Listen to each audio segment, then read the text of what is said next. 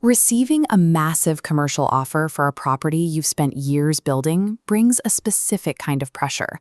You are looking at a highly complex transaction involving your life's work. A manufactured housing community is an active operating business wrapped inside real estate.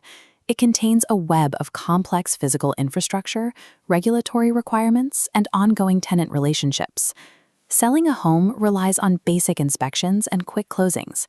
Selling an MHC requires evaluating active utilities, rent roll audits, and complex commercial lending.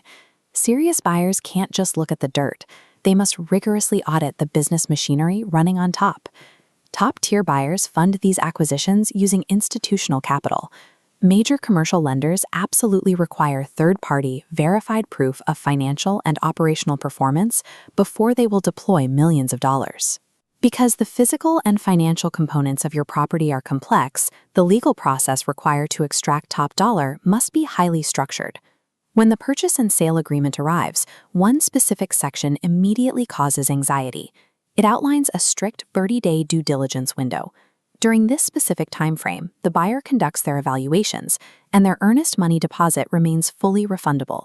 It feels like taking your community off the market and freezing your operations just to give a stranger a 30-day free look at your business. Your property is completely tied up, yet the buyer retains the ability to walk away without losing their capital. You have to ask, is this contingency structure a loophole designed to trap you into a bad deal, or is it a mandatory operating procedure to get a commercial transaction closed? Understanding the mechanics of this 30-day window allows you to protect your leverage during negotiations and secure the maximum value for your community. A common reaction is to hold back all internal community documents until the buyer is completely locked in. Handing over your private rent rolls, historical tax returns, and tenant lease agreements without a signed contract exposes your sensitive operational data to the public and to your competitors. The executed agreement creates a legally binding confidentiality framework. It ensures your data remains secure before a single file changes hands. The contract also establishes site control.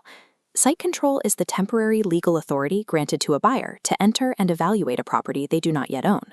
Professional third-party inspectors and environmental auditors will legally refuse to step foot on your property without verified proof of this site control. You commit to a single buyer for this period.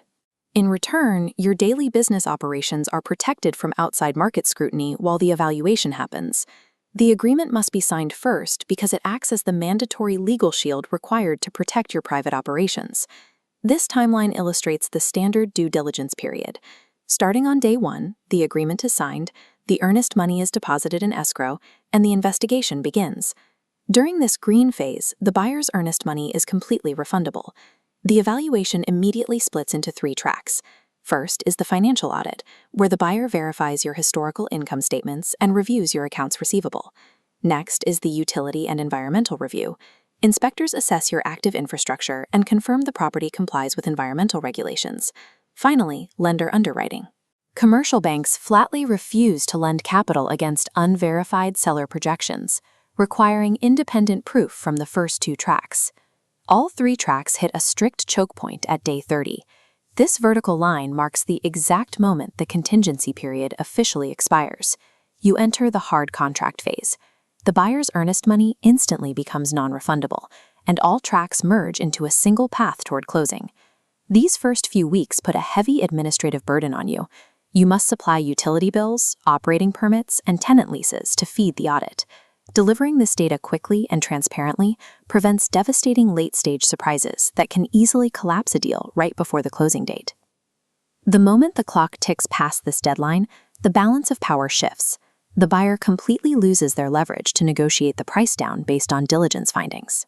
You gain legally backed certainty that the transaction will proceed to a successful close at the agreed-upon price.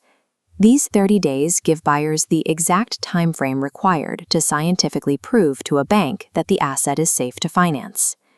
Many sellers attempt to avoid this structured institutional path entirely by demanding an as-is offer with 0 contingencies.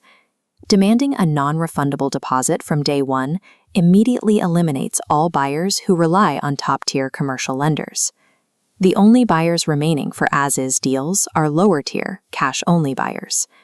Because they cannot audit the business machinery, They must heavily price in the massive unknown risks of the property. Prioritizing immediate certainty to avoid the 30-day process guarantees a steep discount on your property's final valuation. Maximizing your asset's valuation requires your willingness to endure the institutional due diligence period. This scorecard outlines two distinct operational approaches. Left is the institutional optimizer, and right is the fast exit seller. If historical records are missing, or you have hidden environmental issues, stepping into a 30-day audit will likely fail. You fall into the fast exit profile. Sellers demanding top-of-market pricing must embrace the agreement, prepare their document checklists, and accept the 30-day timeline. The standard agreement acts as the critical bridge connecting your private business data to an institutional lender's capital. Use the contract to enforce timelines and protect your data, rather than fearing it. Institutional-grade assets require institutional-grade diligence. Accept the framework, prove the value of your community, and move confidently past day 30 toward a highly profitable close.